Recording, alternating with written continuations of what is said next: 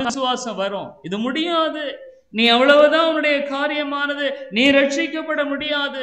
உன்னுடைய ஆவிக்குரிய வாழ்க்கையில உன்னுடைய பாவம் உன்னை அழித்து விடும். உன்னுடைய பிள்ளைகளை குறித்த காரியத்துல எத்தனை சமயங்களில மார்க் எழுதின சுவிசேஷம் 9வது அதிகாரத்துல இந்த மனிதன் கதறுகிறதை பார்க்கிறோம். அநேக சமயங்களில் உண்மையாலுமே இந்த பகுதி எனக்கு ரொம்ப ஆசீர்வாதமான பகுதி. ஆண்டவர் சொல்றார், அந்த 23, 24 மார்க் 9, 23, 24 வசனங்களை வாசிக்கலாம்.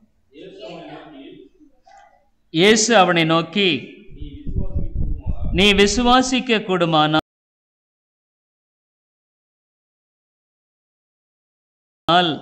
கூடும் என்றார்.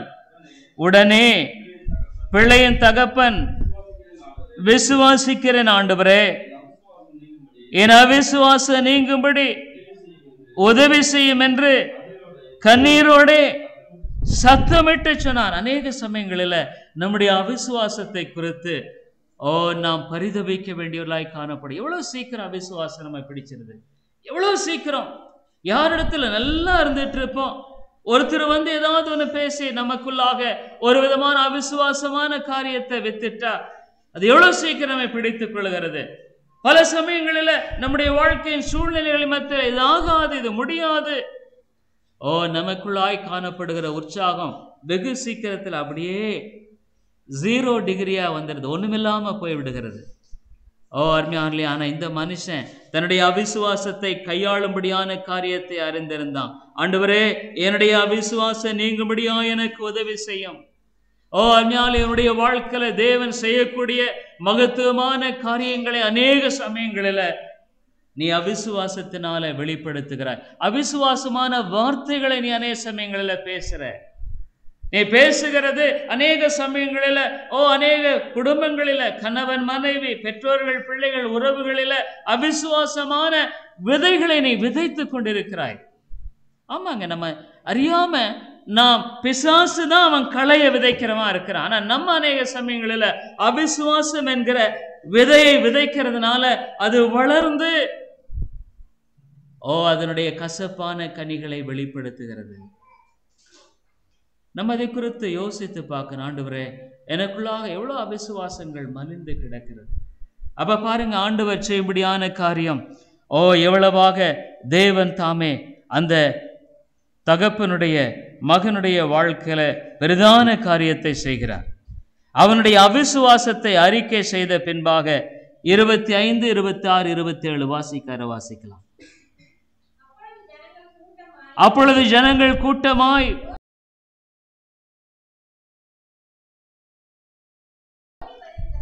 அந்த அசுத்த ஆவியை நோக்கி, ஊமையும் செவிடுமான ஆவியே, இவனை விட்டு புறப்பட்டு போ,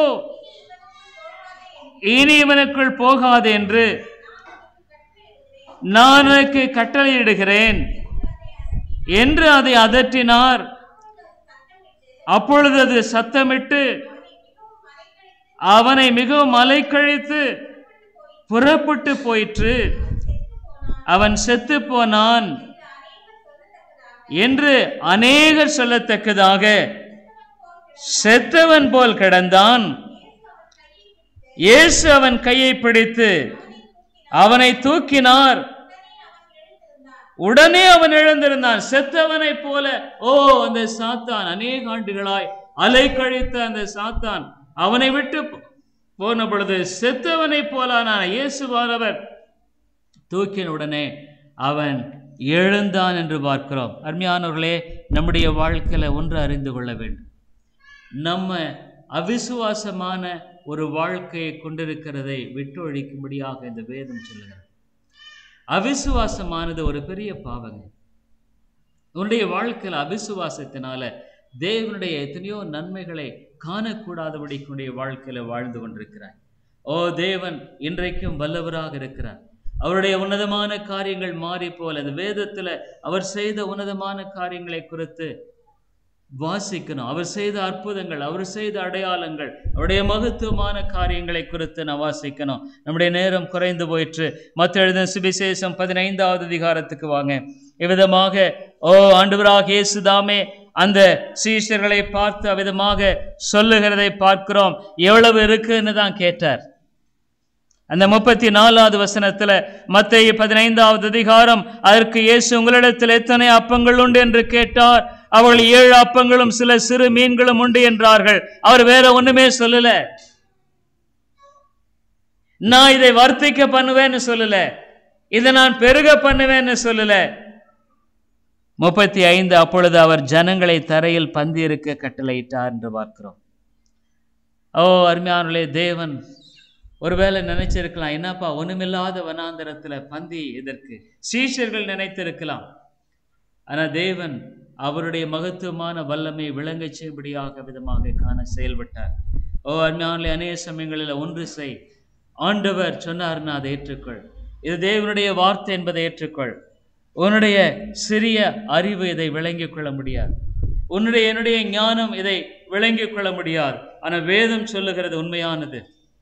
அவருடைய சொல்லுகிற காரியத்துக்கு ஏற்றுக்கொள், உன்னுடைய வாழ்க்கையில் அதை ஒத்துக்கொள். அந்த 36ல அந்த 7 அப்பங்களையும் அந்த மீன்களையும் எடுத்து ஸ்தோத்திரம் பண்ணி பிட்டு தம்முடைய சீஷர்களிடத்தில் கொடுத்தார். சீஷர்கள் ஜனங்களுக்கு பரிமாறினார்கள். அருமையானவர்களே, தேவன் என்ன பண்றார்? அந்த 7 அப்பங்களையும் சில சிறு மீன்களையும் தான் ஆசீர்வதிக்கிறார். உன்னுடைய வாழ்க்கையில ஒருவேளை நீ கொடுக்க வேண்டியது உன்னுடைய அவிசுவாசம். அவர் அதை ஆசீர்வதிக்கும் பொழுது விசுவாசத்துக்குரிய காரியமாய் மாற்றுகிறார். உன்னுடைய வாழ்க்கையில நீ செய்ய வேண்டியதெல்லாம், ஆண்டவர் என்னுடைய வாழ்க்கையில அவர் எவ்வளவு காரியங்களை செய்திருக்க என்பதை குறித்து சிந்தித்து நீ செலுத்தும்படியான அந்த ஸ்தோத்திரம், நன்றி. ஆண்டவரே, என்னுடைய வாழ்க்கையில நான் இந்த வருஷத்தை திரும்பி பார்க்கும்போது நான் உண்மையிலே ஒண்ணுமில்லாம போயிருந்திருப்பேன். திடீர்னு என்னுடைய வாழ்க்கையில் நேரிட்ட இந்த இழப்பு, இந்த வேலை இழப்பு, இந்த காரியம், இந்த நிலையில ஒருவேளை நான் ஒண்ணுமில்லாம போயிருப்பேன். ஆனா இப்படி திரும்பி பார்க்கும் பொழுது நீர் எனக்கு செய்திருக்கிற நன்மை எவ்வளவு ஆண்டவரே! என்னுடைய வாழ்க்கையில் எதிர்பாராத திருப்பம், எதிர்பாராத மாற்றம். ஆனா நீர் எனக்கு செய்திருக்கிறது எவ்வளவு அருமையான காரியமாக்க நான் நன்றி சொல்லுகிறேன். என்னுடைய வாழ்க்கையில் இதெல்லாம் நீர் செய்தவைகள், நீர் காண்பித்த கிருபைகள், நீர் காண்பித்த இரக்கங்கள். ஆண்டவரே, முழு இருதயத்தோடு உம்மை துதிக்கிறேன். என்னை இவ்வளவு தூரம் வழிநடத்தினவர், என்னை நீர் கைவிடுவீரா? அநேக சமயங்களில் என்னுடைய வாழ்க்கையில எதிர்காலம் பிளாங்கா இருந்தா கூட ஒன்னே ஒன்று சொல்றேன், எப்படி ஆண்டவர் என்னை வழி நடத்தி இருக்கிறார். அப்படி பார்க்கும்போது இனிமேல் என்னை கைவிட மாட்டார்.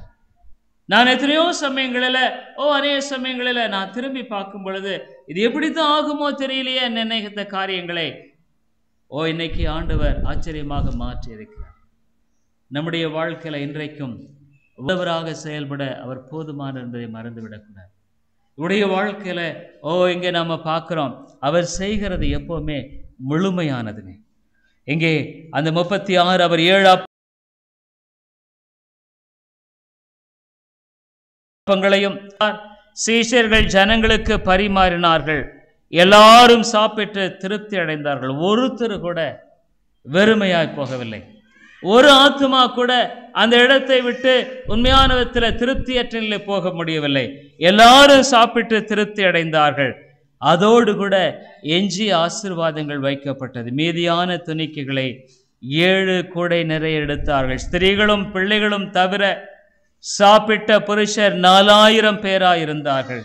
அவர் ஜனங்களை அனுப்பிவிட்டு படவில் ஏறி மக்தலாவின் எல்லைகளில் வந்தார்.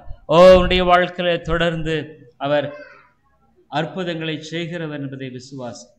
உன்னுடைய வாழ்க்கையில மகத்துவமான காரியங்களை செய்யும். அற்புதம்னு சொல்லும்போது வெறுமையான சரீர பிரகாரமான காரியங்கள் மாத்திரமல்ல, உன்னுடைய சுபாவங்களை மாற்ற வல்லவர். உன்னுடைய வாழ்க்கையில உன்னுடைய அருமையான மக்களுடைய வாழ்க்கையில விடுதலை கொடுக்க வல்லவர். தேவன் செய்யக்கூடாத, ஆகவே தான் கேட்கிறார், என்னால செய்யக்கூடாத அதிசயமான காரியம் ஒன்றுண்டோ? அருமையானே, இந்த புதிய ஆண்டுல பிரவேசிக்க